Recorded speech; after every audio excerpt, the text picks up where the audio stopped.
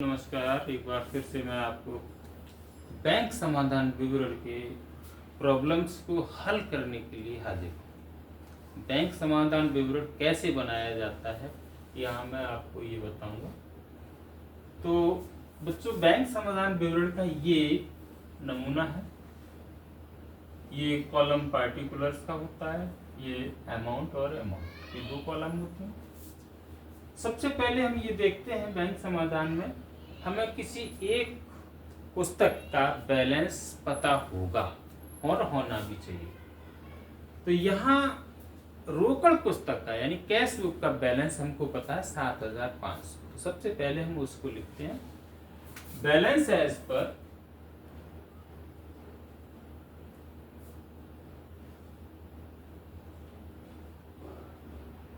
Cash book 7,500।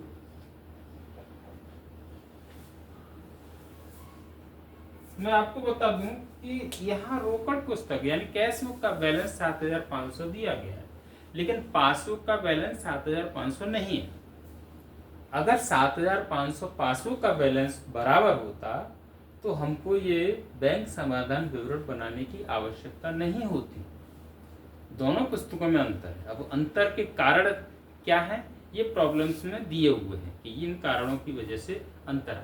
ठीक है, अब आपको ये कारणों से अंतर आया है, उनकी रकम को या तो घटाया जाएगा या जोड़ा जाएगा।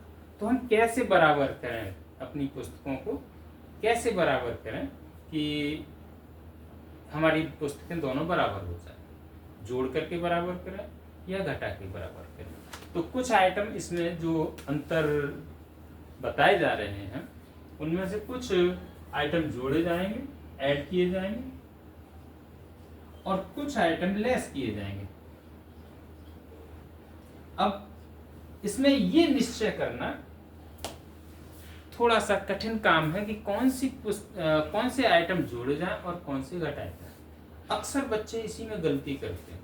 मैं एक छोटा सा इसकी ट्रिक बताऊंगा आपको, जिस ट्रिक को लेकर के आप कभी भी गलती नहीं करेंगे। अक्सर बच्चे इस चैप्टर को कठिन मान करके बैठ छोड़ देते हैं कि अरे ये तो बहुत कठिन है, पता ही नहीं चलता है जोड़ा जाए या घटाया जाए। लेकिन उस जो मैं बताने जा रहा हूँ उसकी वजह से आप बहुत आसानी से ये चैप्टर इतना सरल हो जाएगा, इससे ज़्यादा और कोई चैप्टर आपको सरल लगेगा ही नहीं। ऐसा लगेगा ये तो बहुत ही ज़्यादा सरल चैप्टर बैंक समाधान होगा। चलिए, तो अब हम कौन से आइटम जोड़ें और कौन से आइटम घटाएं। सबसे पहला अंतर का कारण है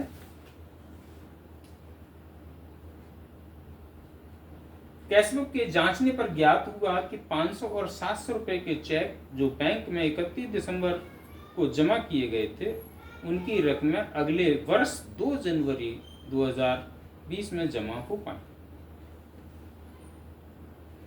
जनवरी के महीने में भी जमा नहीं हुई है। तो 700 और 500 यानी 1,200 रुपए के चेक हमने बैंक में जमा किए। ये चेक हमें हमारे किसी ग्राहकों से मिले होंगे। चलिए, थोड़ी देर के लिए ये वो जो ट्रिक की बात कर रहा था मैं, ट्रिक तो मैं उसको बता दूं। C फॉर कैशबुक और P फॉर पासबुक। आप अपनी तरफ से कोई भी बैलेंस मान लीजिए, चाहे तो 7,500 मान सकते हैं, चाहे 10,000 मान सकते हैं, कुछ भी मान लीजिए। मैं यहाँ 7,500 बैलेंस मान लेता हूँ। हम 10,000 भी मान सकते हैं। चलिए, बच्चे सोच रहे होंगे कि उसी रकम को क्यों मान लिया, हम चलिए 10,000 मान लेते हैं। और दोनों पुस्तकें इस समय 10,000 बैलेंस दिखा रही हैं बराबर, नो प्रॉब्लम। 1,200 रुपए के चेक हमको किसी ग्राहक से मिले, हमारे किसी ग्राहक से मिले होंगे 1,200 रुपए के चेक। उनको हमने सबसे पहले अपनी कैशबुक में लिखा। तो कैशबुक का बैलेंस इस 1,200 रुपए से प्लस हो गया। हमारा रुपया जो 10,000 था वो 11,200। लेकिन इन चेकों का रुपया अभी तक हमारे खाते में वसूल नहीं हुआ, कलेक्ट नहीं हुआ। तो हमारा जो पासबुक है वो उतना का उतना ही है, 10,000, और हमारी कैश बुक है वो 11,200 है। ये अंतर आ गया। क्यों अंतर आया? क्योंकि जिन चेकों को हमने बैंक में जमा कर दिया है, अपने खाते में जमा करने के लिए, वो हमारे खाते में अभी जमा नहीं हुए हैं। हमने भेज तो दिया है लेकिन अभी तक हमारे खाते में जमा नहीं हुए, इस वजह से अंतर आया। तो अब इस अंतर को दूर करना है। कैसे दूर करें? सबसे पहले ये देखते हैं हम सवाल किसके अनुसार कर रहे हैं, कैश बुक के अनुसार। और ये कैश बुक के अनुसार कर रहे हैं तो हम यहाँ जो अंतर है उसको दूर करने के लिए कैश बुक को ही बराबर करेंगे। किसके बराबर? पासबुक के। अब हमें कैश बुक को बराबर करना तो पासबुक के बराबर यानी 10,000 के बराबर करना। तो कैसे हम 10,000 बराबर करें? यदि इसमें से 1,200 रुपये माइनस कर दें तो ये पुनः पासबुक के बराबर हो जाती है। तो पासबुक के बराबर हमने अपनी कैश बुक को किया। कैसे बराबर किया? माइनस करके। तो ये आइटम 1,200 रुपये का माइनस में ही जाएगा। कितना आसान है। चलिए, अब हमें ये ज्ञात हो गया कि ये 1,200 रुपये का आइटम माइनस में जाएगा, तो हम माइनस में लिखेंगे इसको। Cheque send to bank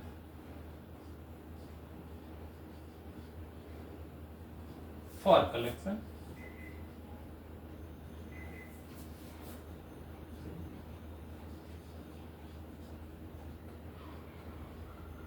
but not collected.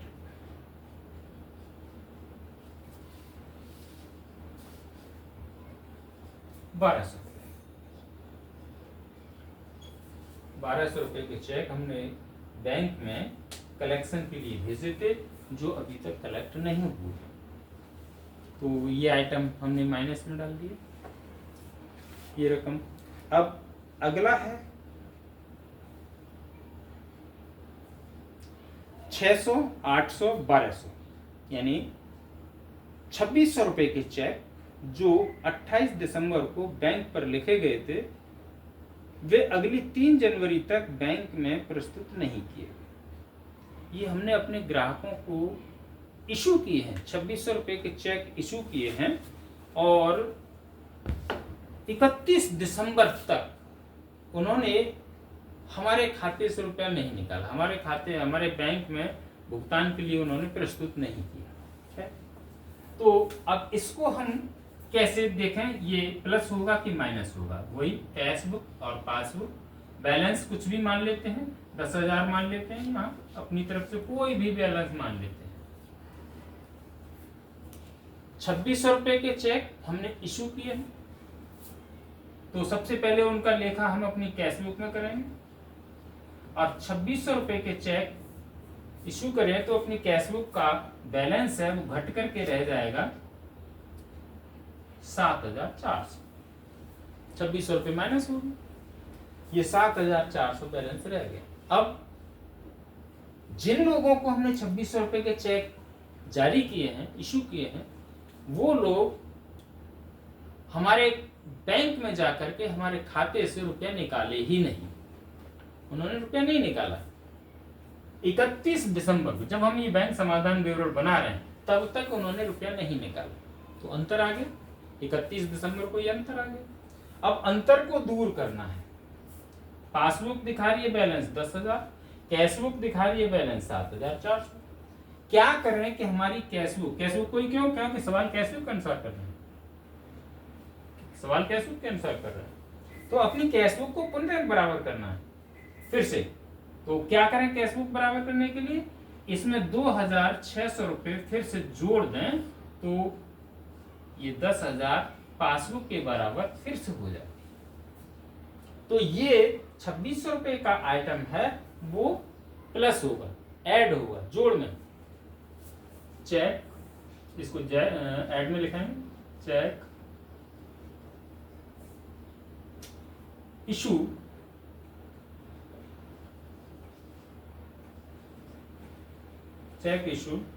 but not presented for payment।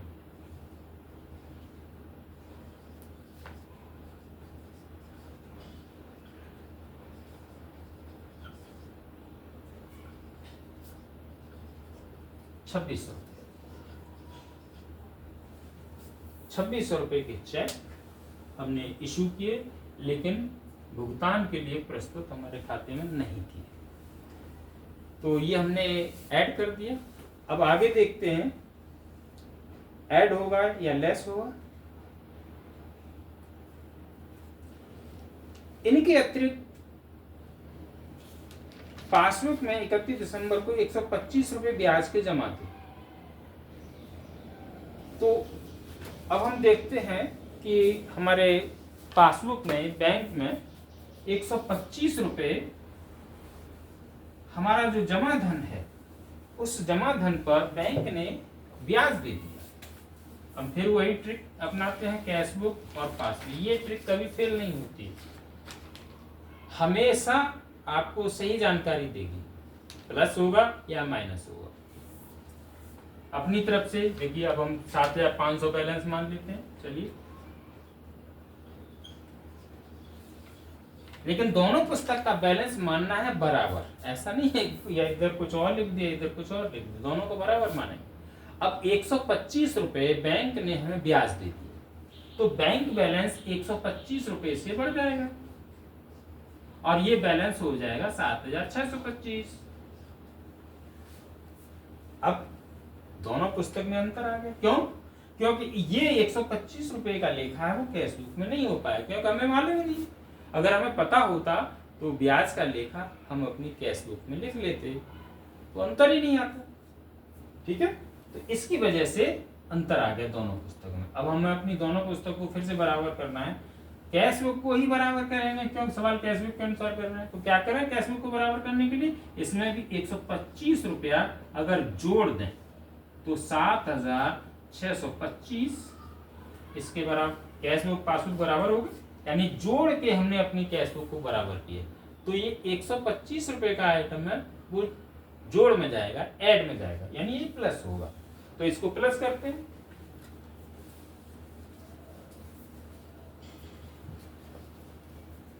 Interest allowed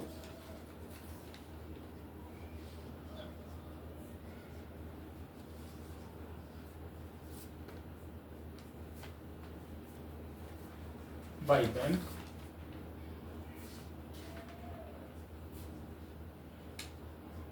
but not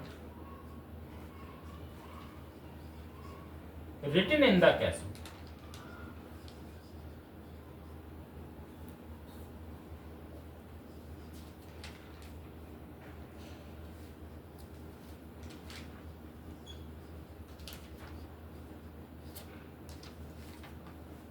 bank ने हमें ब्याज दिया जो कैश बुक में नहीं लिखा, तभी तो अंतर आया 125 रुपए। आगे है उसी डेट में उसी तिथि को बैंक व्यय के 10 रुपए उनके नाम में पड़े थे, यानी बैंक ने 10 रुपए खर्च भी लगा लिया है, खर्च के काट लिए। जो रुपया हमारा जमा है उस जमा धन में से 10 रुपए बैंक व्यय के काट लिए बैंक ने। बैंक हमें समय समय पर जो सेवाएं देता है भिन्न भिन्न प्रकार की, उन सेवाओं के बदले में हमसे कुछ शुल्क लेता है, फ्री में कुछ नहीं देता। जो भी सेवाएं बैंक देता है उनके बदले में थोड़ा शुल्क लेता है। तो 10 रुपए बैंक ने इस प्रकार का कोई शुल्क हमसे ले लिया। तो हमारा जो रुपया जमा है वही फिर से देखते हैं, कैश बुक पासबुक मान लीजिए 1000 रुपए बैलेंस है दोनों पुस्तक में, और 10 रुपए बैंक ने कुछ खर्च के काट लिए, तो ये 990 रुपए रह गए। बैंक बैलेंस 990 रह गया। हमको पता ही नहीं है कि बैंक ने हमसे कुछ शुल्क ले लिया। जब अपनी पासबुक को मेंशन कराने गए, एंट्री कराने गए, तब हमें पता चला। तो 10 रुपए बैंक ने ये हमसे कोई शुल्क लिया है, जिसकी वजह से बैंक बैलेंस कम हो गया। ये हमारी 1000 रुपए बैलेंस दिखा रही है कैश बुक, और पासबुक दिखा रही है 990। दोनों को बराबर करना है। पुनः कैश बुक को बराबर करेंगे, क्योंकि सवाल हम कैश बुक के अनुसार कर रहे हैं। कैश बुक को बराबर करने के लिए 10 रुपए इसमें से माइनस कर देंगे, तो ये पासबुक के बराबर बैलेंस हो जाता है। यानी 10 रुपए का जो अंतर है वो हमने अपनी कैश बुक को माइनस करके दूर किया है, तो इसको हम माइनस में ही लिखेंगे, यानी लेस में।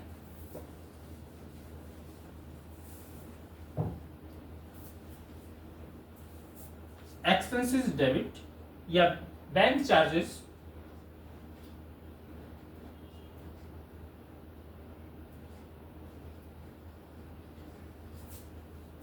debited by bank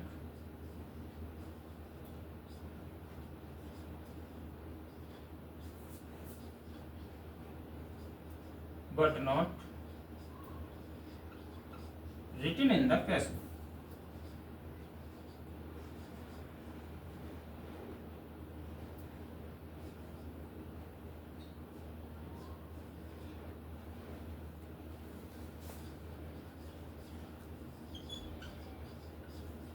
₹10।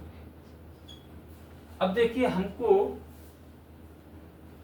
कुल 2 आइटम जोड़ने हैं, यानी 26 और एक 2725 रुपए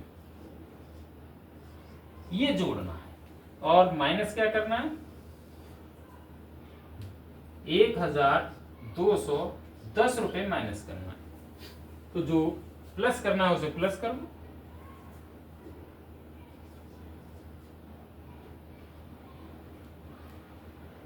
7 5 12 हासिल 8 और 2 10, 10,225, यानी ये दोनों आइटम जोड़ करके 10,225 हुआ। और ये दोनों आइटम हमें घटाने माइनस करने, यानी 1210 रुपये माइनस करना। माइनस कीजिए, 5, 2 में से 1 गया 1, 2 में से 2 गया 0, 10 में से 1 गया 9, 9,015 रुपये ये बैलेंस निकल के आया। ये कौन सा बैलेंस है, ये पासबुक का बैलेंस है। इसको लिखेंगे बैलेंस एज पर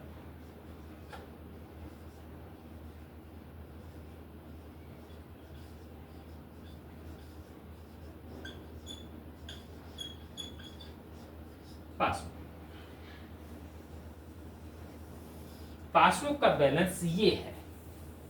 इसको इस तरह से हम ये सवाल हल कर लेते हैं। हमारा सवाल हल हुआ, हमारी प्रॉब्लम्स हल हो गई। तो बच्चों आपको समझ में आया होगा कि आइटम्स को कैसे प्लस किया जाता है, कैसे माइनस किया जाता है। अब मेरा चैनल को आप सब्सक्राइब कर सकते हैं, और मैं आगे दूसरी प्रॉब्लम्स हल करूँगा। धन्यवाद।